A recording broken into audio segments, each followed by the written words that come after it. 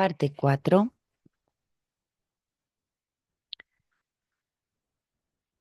La complejidad y la acción. La acción es también una apuesta. Tenemos a veces la impresión de que la acción simplifica, porque ante una alternativa decidimos, optamos. El ejemplo de acción que simplifica todo lo aporta la espada de Alejandro, que corta el nudo gordiano que nadie había sabido desatar en sus manos. Ciertamente, la acción es una decisión, una elección, pero es también una apuesta. Pero en la noción de apuesta está la conciencia del riesgo y de la incertidumbre. Toda estrategia en cualquier dominio que sea tiene conciencia de la apuesta, y el pensamiento moderno ha comprendido que nuestras creencias más fundamentales son objeto de una apuesta. Eso es lo que nos había dicho en el siglo XVII Blaise Pascal acerca de la fe religiosa. Nosotros también debemos ser conscientes de nuestras apuestas filosóficas y políticas. La acción es estrategia. La palabra estrategia no designa a un programa predeterminado que baste aplicar ne variatur en el tiempo. La estrategia permite, a partir de una decisión inicial, imaginar un cierto número de escenarios para la acción. Escenarios que podrán ser modificados según las informaciones que nos lleguen en el curso de la acción y según los elementos aleatorios que sobrevendrán y perturbarán la acción. La estrategia lucha contra el azar y busca la información. Un ejército envía exploradores, espías, para informarse, es decir, para eliminar la incertidumbre al máximo. Más aún, la estrategia no se limita a luchar contra el azar, trata también de utilizarlo. Así fue que el genio de Napoleón en Austerlitz fue el de utilizar el azar meteorológico, que ubicó una capa de brumas sobre los pantanos, considerados imposibles para el avance de los soldados. Él construyó su estrategia en función de una bruma que permitió camuflar los movimientos de su ejército y tomar por sorpresa, por su flanco más desguarnecido, al ejército de los imperios. La estrategia saca ventaja del azar, y cuando se trata de estrategia con respecto a otro jugador, la buena estrategia utiliza los errores del adversario. En el fútbol, la estrategia consiste en utilizar las pelotas que el equipo adversario entrega involuntariamente. La construcción del juego se hace mediante la deconstrucción del juego del adversario, y finalmente la mejor estrategia, si se beneficia con alguna suerte, gana.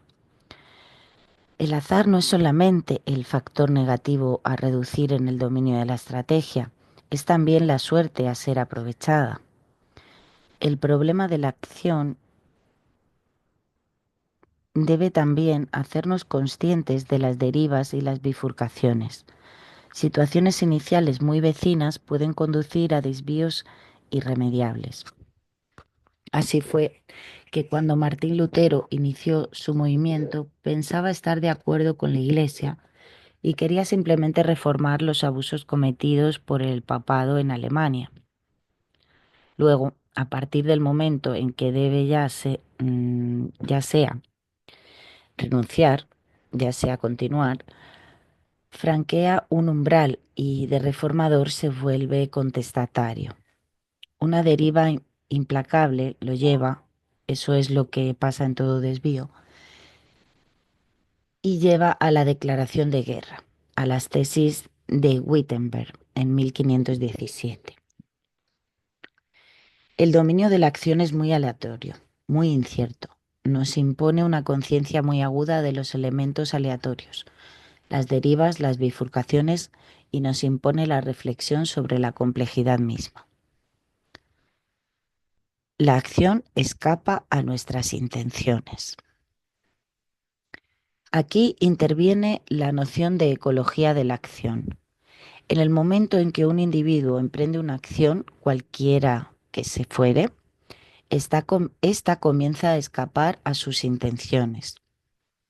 Esa acción entra en un universo de interacciones y es finalmente el ambiente el que toma posesión, en un sentido que puede volverse contrario a la intención inicial. A menudo la acción se volverá como un boomerang sobre nuestras cabezas.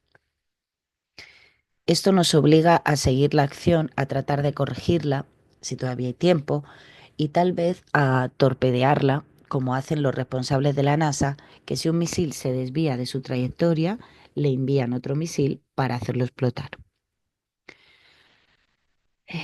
La acción supone complejidad, es decir, elementos aleatorios hacia azar, iniciativa, decisión, conciencia de las derivas y de las transformaciones. La palabra estrategia se opone a la palabra programa. Para las secuencias que se sitúan en un ambiente estable, conviene utilizar programas. El programa no obliga a estar vigilante, no obliga a innovar.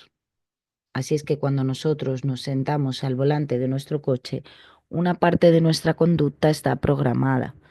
Si surge un embotellamiento inesperado, hace falta decidir si hay que cambiar el itinerario o no, si hay que violar el código, hace falta hacer uso de estrategias. Es por eso que tenemos que utilizar múltiples fragmentos de acción programada para poder concentrarnos sobre lo que es importante, la estrategia con los elementos aleatorios. No hay un dominio de la complejidad que incluya el pensamiento, la reflexión, por una parte, y el dominio de las cosas simples que incluirán la acción por otra. La acción es el reino concreto y tal vez parcial de la complejidad. La acción puede, ciertamente, bastarse con la estrategia inmediata que depende de las intuiciones, de las dotes personales del estratega. Le sería también útil beneficiarse de un pensamiento de la complejidad. Pero el pensamiento de la complejidad es, desde el comienzo, un desafío. Una visión simplificada lineal resulta fácilmente mutilante.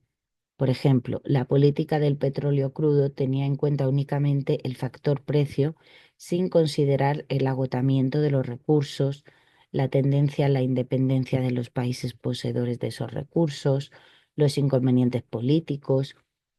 Los políticos habían descartado a la historia, la geografía, la sociología, la política, la religión, la mitología de sus análisis. Esas disciplinas se tomaron venganza. La máquina no trivial. Los seres humanos, la sociedad, la empresa, son máquinas no triviales. Es trivial una máquina de la que cuando conocemos todos sus inputs, conocemos todos sus outputs. Podemos predecir su comportamiento desde el momento que sabemos todo lo que entra en la máquina. De cierto modo, nosotros somos también máquinas triviales, de las cuales se puede, con amplitud, predecir los comportamientos. En efecto, la vida social exige que nos comportemos como máquinas triviales. Es cierto que nosotros no actuamos como puros autómatas, buscamos medios no triviales, desde el momento que constatamos que no podemos llegar a nuestras metas. Lo importante es lo que sucede en momentos de crisis, en momentos de decisión, en los que la máquina se vuelve no trivial, actúa de una manera que no podemos predecir. Todo lo que concierne al surgimiento de lo nuevo es no trivial y no puede ser predicho por anticipado. Así es que cuando los estudiantes chinos están en la calle por millares, la China se vuelve una máquina no trivial.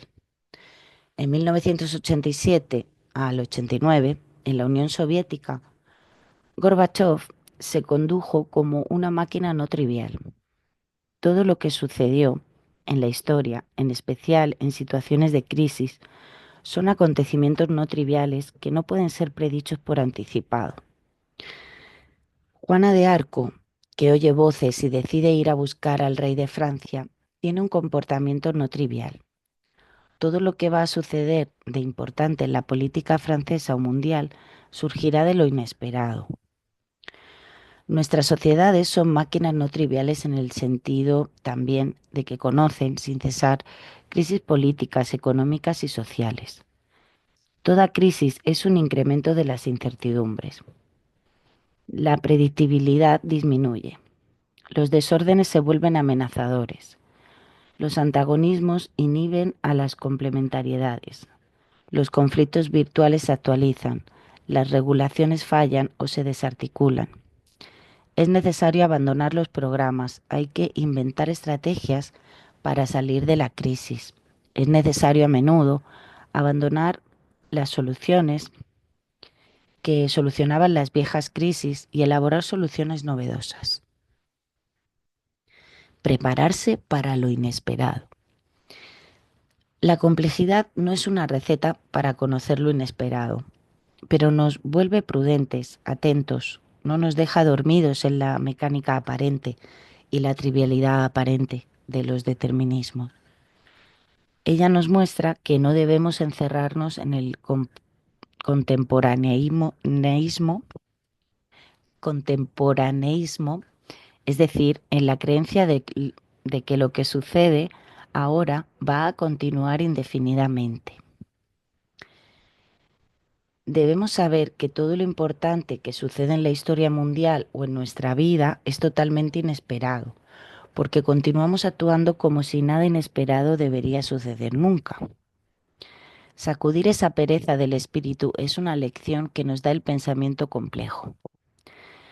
El pensamiento complejo no rechaza de ninguna manera a la claridad, el orden, el determinismo, pero los sabe insuficientes, sabe que no podemos programar el descubrimiento, el conocimiento ni la acción. La complejidad necesita una estrategia. Es cierto que los segmentos programados en secuencias en las que no interviene lo aleatorio son útiles y necesarios. En situaciones normales, la conducción automática es posible, pero la estrategia se impone siempre que sobreviene lo inesperado o lo incierto, es decir, desde que aparece un problema importante. El pensamiento simple resuelve los problemas simples sin problemas de pensamiento.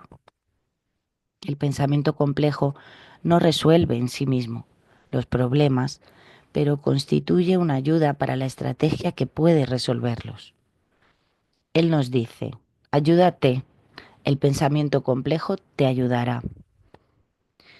Lo que el pensamiento complejo puede hacer es darle a cada uno una señal, una ayuda a memoria, que le recuerde. No olvides que la realidad es cambiante. No olvides que lo nuevo puede surgir y de todos modos va a surgir. La complejidad se sitúa en un punto de partida para una acción más rica, menos mutilante.